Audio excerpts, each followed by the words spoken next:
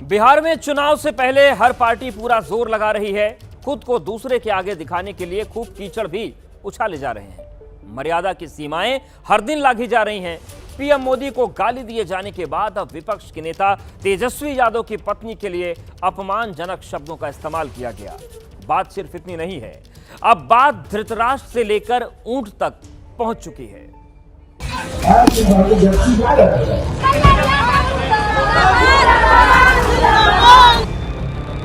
हर नारी का अपमान किसी भी हाल में बर्दाश्त के बाहर है। भाजपा आरएसएस ने 2 उप मुख्यमंत्री के रूप में ऊंट लगा रखी है। नीतीश कुमार चले गए हैं, ब्रेन डेड मुख्यमंत्री हैं बिहार की।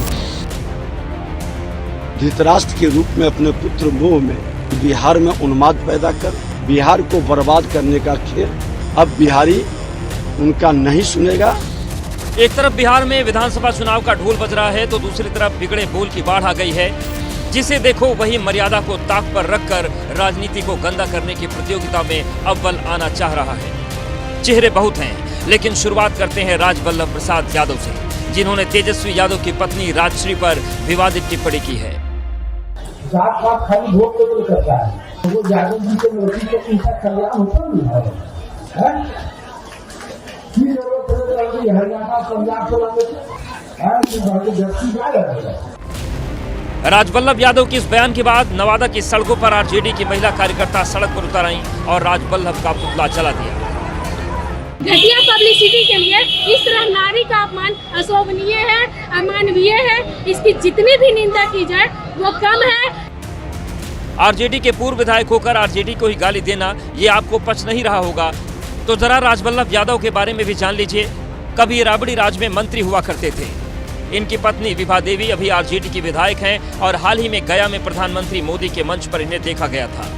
2024 लोकसभा चुनाव में इन्होंने अपने भाई को नवादा से लड़वाया था और आरजेडी का वोट भी काटा था। अब तो आप समझ ही गए होंगे कि राजनीतिक लालसा में राजवल्लभ ने उसी पार्टी के नेता के लिए आपत्तिजनक टिप्पणी कर दी जिसने कभी उन्हें मान सम्मान दिया था।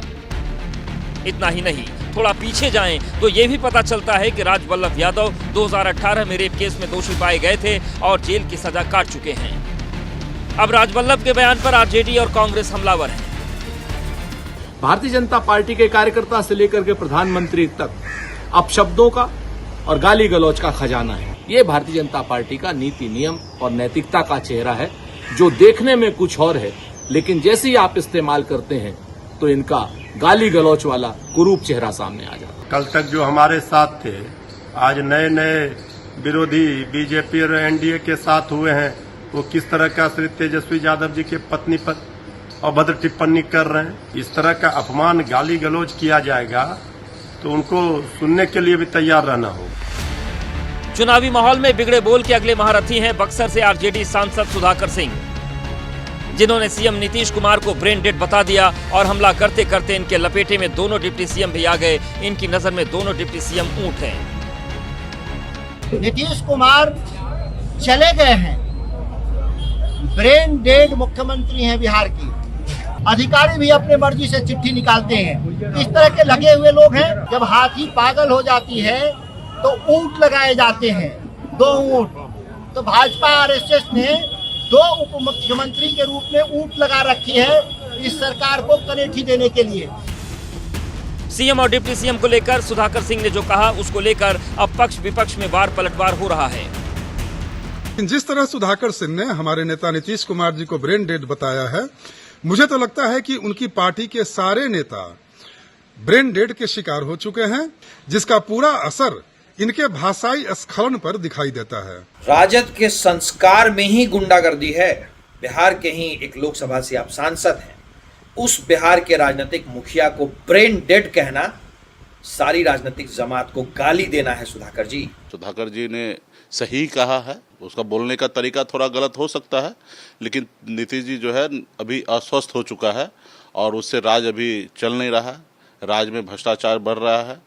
जो अधिकारी है वो अपने आप को मान रहे हैं कि मैं सीएम हूँ।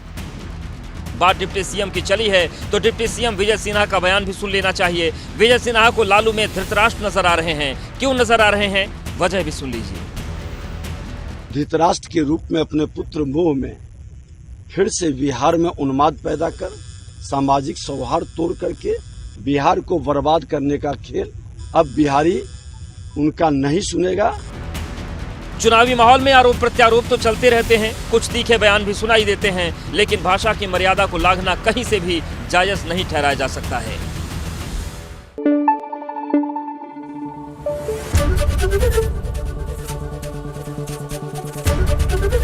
एबीपी न्यूज आपको रखे आगे।